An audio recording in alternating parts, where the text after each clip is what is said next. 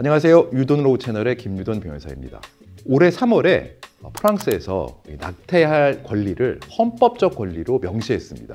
프랑스는 낙태할 권리를 헌법적 권리로 인정한 세계 최초의 국가가 되었습니다. 역시 자유의 나라답다는 생각을 했는데요.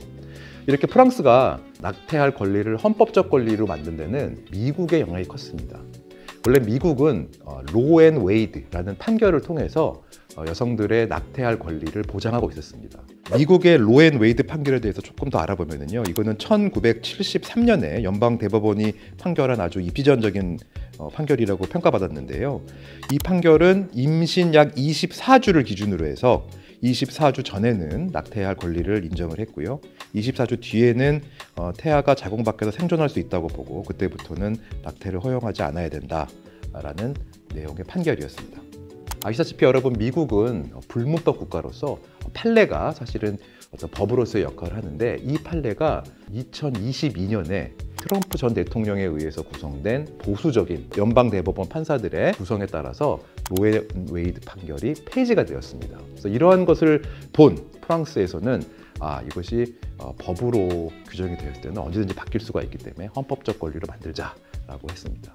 그래서 프랑스 헌법 제34조에 보면은요, 자유롭게 낙태를 할 권리에 대해서 법으로 그 조건을 규정한다는 취지의 헌법 조문이 들어가게 되었습니다. 자, 그러면 우리나라는 이 낙태할 권리에 대해서 어떻게 규정되어 있을까요?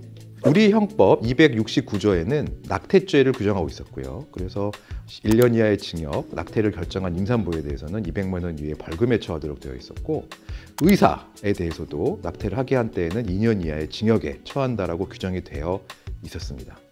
자, 그런데요, 몇 년 전인 2019년에 헌법재판소가 이 조항에 대해서 헌법 불합치 결정을 내립니다.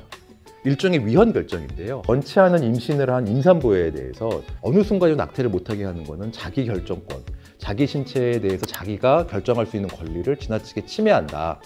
그런 부분을 주목해서 위헌 결정을 한 것입니다. 자, 그런데요, 이거를 바로 위헌을 결정해 버리면 이 조항의 효력이 아예 바로 없어지니까 낙태죄가 전면적으로 허용되는 효과가 되잖아요. 그래서 2020년 말까지 입법부에게 입법을 하세요, 그때까지 입법을 못한다 하더라도 2021년 1월 1일부터는 이 조항의 효력은 없습니다 라는 취지의 헌법 불합치 판결을 하였습니다. 자, 그런데 여러분, 2024년인 지금에 아직까지 국회에서 이 법이 만들어지지 못했습니다. 헌법재판소가 어느 정도의 조건에서 낙태를 할 수 있는지를 법으로 정하려고 했는데요, 국회의원들이 지금 그거를 하지 않은 것이죠. 왜 안 했을까요? 사실 이거는 논의가 낙태를 좀 자유로운 방향으로 결정을 하게 되면 사실 종교계에서도 반대를 많이 할 거고요. 낙태를 너무 제한하는 쪽으로 입법이 되게 되면 또 여성분들이 많이 또 반대를 그 안에 대해서 할 것입니다. 사실 이렇게 첨예하게 의견이 대립되는 부분에 대해서 치열하게 토론해서 결론을 내줘야 되는 게 사실은 또 정치인들의 임무가 아닐까 하는데요, 아직 안 하고 있습니다. 그래서 원치 않은 임신으로 이렇게 낙태를 고려하고 있는 여성분들의 의사결정을 도와주기 위해서라도 조속한 입법이 필요하다고 할 것입니다.